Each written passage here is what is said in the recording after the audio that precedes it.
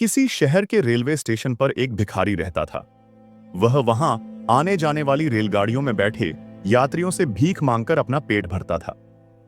एक दिन जब वह भीख मांग रहा था तो सूट बूट पहने एक लंबा सा व्यक्ति उसे दिखा।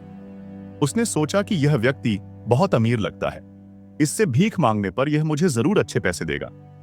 वह उस लंबे व्यक्ति से भीख मांगने लगा।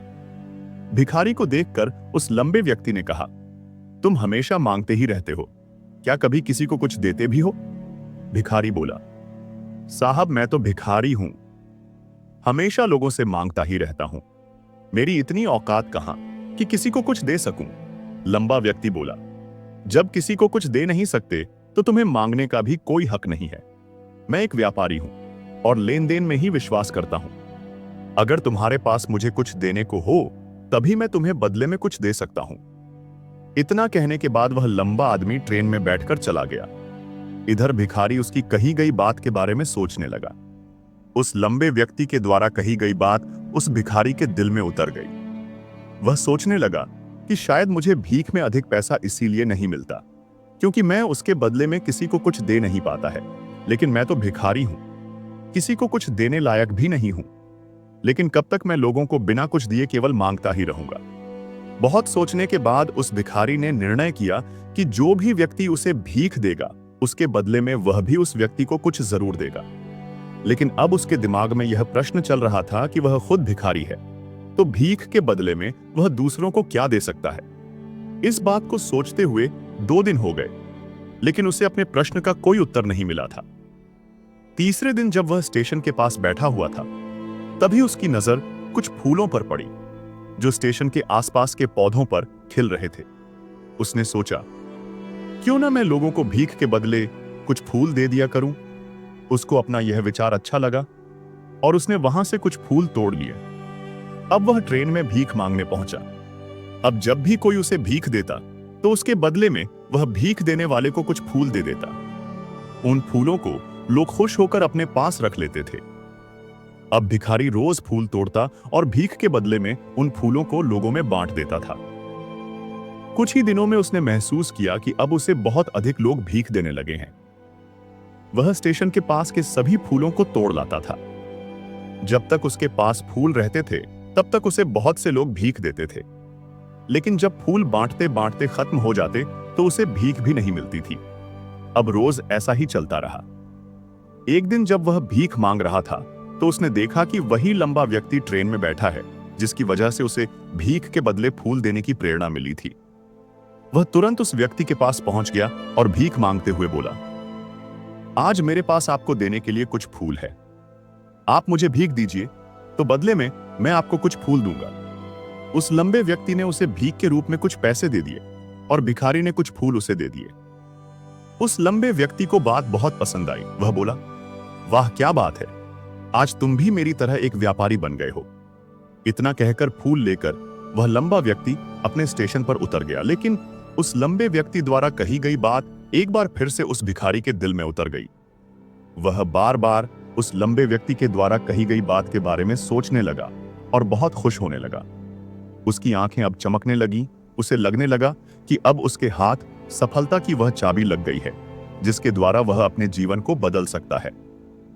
वह तुरंत ट्रेन से नीचे उतरा और उत्साहित होकर बहुत तेज आवाज में ऊपर आसमान की तरफ देखकर बोला, मैं भिखारी नहीं हूं, मैं तो एक व्यापारी हूं, मैं भी अमीर बन सकता हूं। लोगों ने उसे देखा तो सोचा कि शायद यह भिखारी पागल हो गया है और अगले दिन से वह भिखारी उस स्टेशन पर फिर कभी नहीं दिखा। लेकिन 6 महीने बाद इसी स्टेशन पर 2 व्यक्ति सूट बूट पहने हुए यात्रा कर रहे थे। दोनों ने एक दूसरे को देखा तो उनमें से एक ने दूसरे से हाथ मिलाया और कहा, क्या आपने मुझे पहचाना? दूसरा व्यक्ति बोला, नहीं, क्योंकि मेरे हिसाब से हम लोग पहली बार मिल रहे हैं। पहला व्यक्ति बोला, नहीं, आप याद कीजिए, हम पहली बार नहीं बल्कि तीसरी बार मिल रहे हैं। दूसरा व्यक्ति बोला, मुझे याद नहीं, वैसे हम पहले 2 बार कब में थे। अब पहला व्यक्ति मुस्कुराया और बोला, हम पहले भी 2 बार इसी ट्रेन में मिले थे। मैं वही भिखारी हूं जिसको आपने पहली मुलाकात में बताया कि मुझे जीवन में क्या करना चाहिए और दूसरी मुलाकात में बताया कि मैं वास्तव में कौन हूं। दूसरा व्यक्ति मुस्कुराया और अचंभित होते हुए बोला, ओह, याद आया, तुम वही भिखारी हो जिसे मैंने एक बार भीख देने से मना कर दिया था और दूसरी बार मैंने तुमसे कुछ फूल खरीदे थे।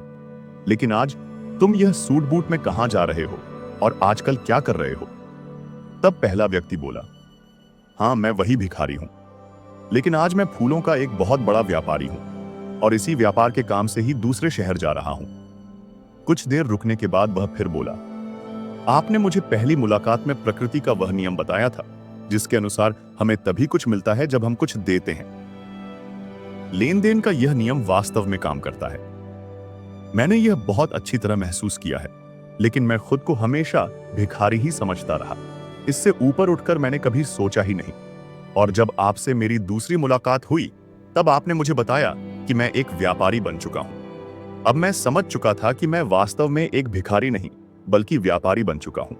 मैंने समझ लिया था कि लोग मुझे इतनी भीख क्यों दे रहे हैं, क्योंकि वह मुझे भीख नहीं दे रहे थे बल्कि उन फूलों का मूल्य चुका रहे थे। सभी लोग मेरे फूल खरीद रहे थे क्योंकि इससे सस्ते फूल उन्हें कहां मिलते। मैं लोगों की नजरों में एक छोटा व्यापारी था, लेकिन मैं अपनी नजरों में एक भिखारी ही था। आपके बताने पर मुझे समझ आ गया कि मैं एक छोटा व्यापारी हूं। मैंने ट्रेन में फूल बांटने से जो पैसे इकट्ठे किए थे उनसे बहुत से फूल खरीदे और फूलों का व्यापारी बन गया। यहाँ के लोगों को फूल बहुत पसंद है और उनकी इसी पसंद ने मुझे आज फूलों का बहुत बड़ा व्यापारी बना दिया। दोनों व्यापारी अब खुश थे और स्टेशन आने पर साथ उतरे और अपने अपने व्यापार की बात करते हुए आगे बढ़ गए। दोस्तों, इस कहानी से हमें बहुत कुछ सीखने को मिलता है। कहानी में लंबा व्यापारी गिव एंड टेक के नियम को बहुत अच्छी तरह जानता था। दुनिया के सभी बड़े व्यापारी इसी जीवन के नियम का उपयोग करके सफल हुए हैं। इस फार्मूले को उसने भिखारी को भी बताया। भिखारी ने इस प्राकृत नियम को अपना लिया और इसका असर उसके जीवन में साफ दिखाई देने लगा। उसने अपनी सोच बदली और उसकी जिंदगी बदल गई। यह कहानी हमें बताती है कि हम यदि अपनी सोच बदल लें तो कुछ भी हासिल किया जा सकता है। यदि हम खुद को छोटा समझते रहेंगे तो हम हमेशा छोटे ही बने रहेंगे। बड़ा बनने के लिए हमें अपनी सोच को बदलना होगा और खुद के बारे में बड़ा सोचना होगा। अगर आपको यह कहानी पसंद आई हो तो लाइक करें, शेयर करें और चैनल को सब्सक्राइब करना न भूलें।